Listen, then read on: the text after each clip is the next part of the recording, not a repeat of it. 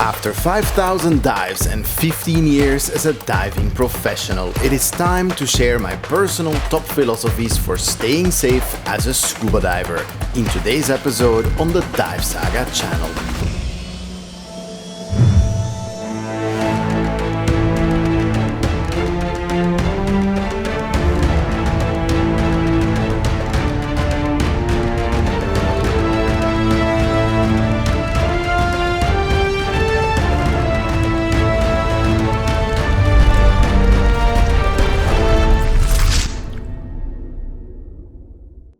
This episode has not been sponsored, but a lot of the tips are lifted straight out of my own book, Career in Scuba.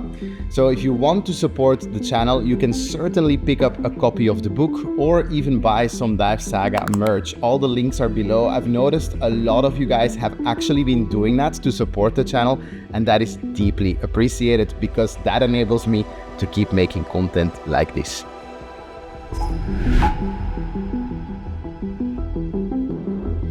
The treatment for most scuba diving related accidents involves a hyperbaric chamber like this one. Depending on where you are located, a treatment in one of these hyperbaric chambers can easily run into the tens of thousands of dollars. Having the right insurance is crucial.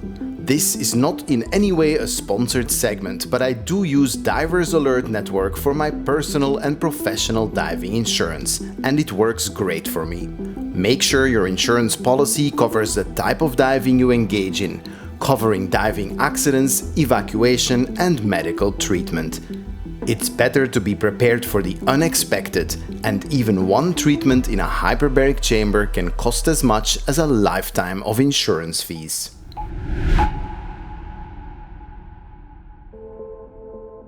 For those who care, this is my stack of certification cards, and I don't show that just to brag. In fact, I couldn't care less about the actual card, but it does signify how much training I actually enroll in on a regular basis, even though I myself am a scuba instructor trainer. Think about it. We are probably most switched on when we are challenged and trying to understand new concepts and master new skills. This sense of alertness can dissolve over time as we settle into comfortable patterns and behaviors because we know that our actions are not being scrutinized.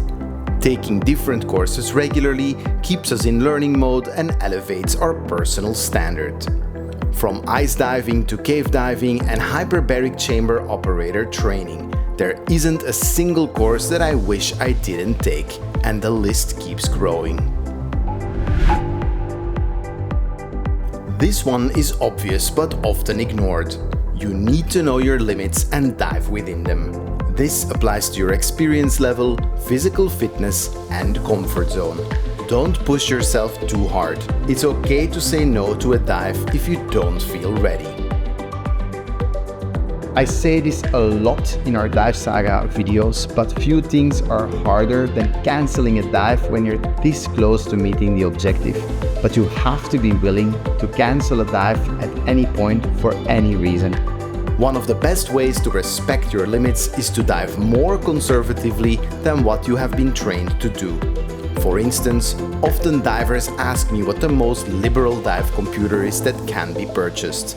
But really, having a conservative dive computer is great, as it keeps you further from the limits. Another example is planning your dives with theoretical air consumption rates that are higher than your own. This will only prompt you to bring more gas than what you actually need. Being a conservative diver is definitely a winning long-term strategy.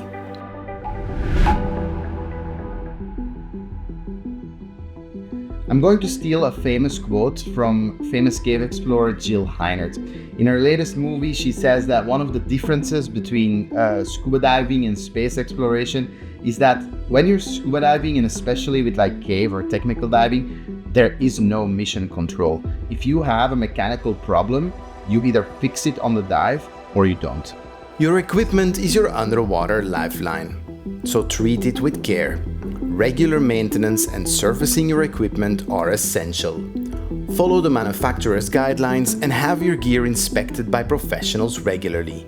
Even if nothing obvious is wrong, things work before they break, and the regulator surfacing can catch potential defects before they happen underwater. Mastering a discipline such as technical diving, for instance, does not mean you can automatically combine this discipline with other disciplines you have already mastered. 1 + 1 does not equal 2 in this equation. A good example of this is underwater photography or underwater filmmaking.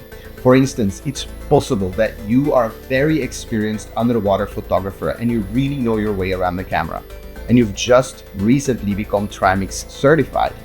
That does not mean you can suddenly combine those two disciplines and not expect any issues. Whenever engaging in a new activity or acquiring a new skill, it's super important to progress very, very patiently.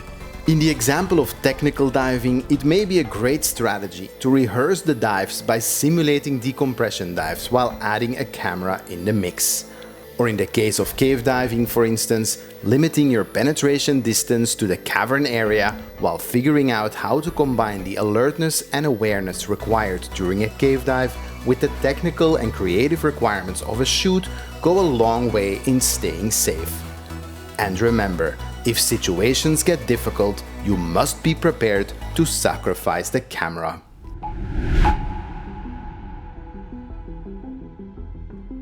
For this tip, I'm actually going to reply to a comment on one of our previous episodes. In the episode where we dive in Cueva del Agua, one of the viewers rightly remarked that scuba diving that far into a cave on a single dive while filming everything is actually kind of dangerous.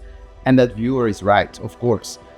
What maybe isn't so apparent is that most of our episodes, even though they seem like one single dive for narrative purposes, they usually involve a series of dives, very thorough dive planning, scouting dives, and quite a few people to make that dive happen safely.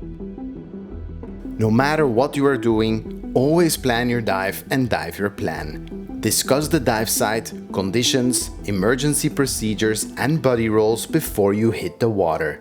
A well-prepared dive is a safe dive, and experienced divers sometimes forget that sitting down and properly talking through a dive is useful every single time.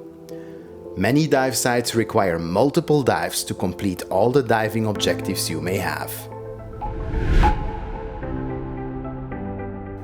Diving with experienced and knowledgeable buddies can make a huge difference. They can offer valuable tips, spot potential hazards, and assist in emergencies. I specifically make a point of making dive friends who are certified through other training agencies.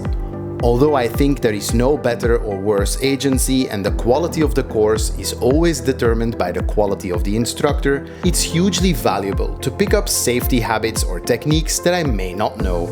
It helps me reflect on and question the things I do know. One of my favorite things to do when I travel to a new location for the DiveSAGA channel is to reach out on social media to divers in the area, and I take a few extra days to meet up with them and learn from them. So make sure to follow DiveSAGA on Instagram, and who knows, we run into each other in your local dive spot. If you've ever seen me on a boat before a technical dive, you may have noticed that my golden rule is that several minutes before the dive, I ask of myself and the other dive team members to take a moment to clear our minds before the dive. I do this to avoid starting the dive with a cluttered mind. You can call it a mini meditation if you will. Keeping a healthy mind and body are great ways to enhance your dive safety. I'm definitely not going to recommend working out right before or after a dive, but in general, leading a healthy lifestyle and working out regularly is a very good idea. Don't just position scuba diving as your one physical activity, but find something else, something supplementary that you find very enjoyable and that gets your blood flowing. Working out regularly and staying in shape is a great way of dealing with unforeseen circumstances on scuba dives. After a dive, take the time to rest and hydrate. Your body needs to recover and rehydrate to eliminate excess nitrogen. Drink plenty of water and avoid alcohol or smoking immediately after diving. You can replace almost any piece of equipment that breaks during a dive, except your body. That's it for today's tips. Thank you so much for watching. Remember to subscribe to the DiveSAGA channel, and remember that you can pick up a copy of Career in Scuba or some DiveSAGA merch from the links below if you want to support the channel. I will see you next time.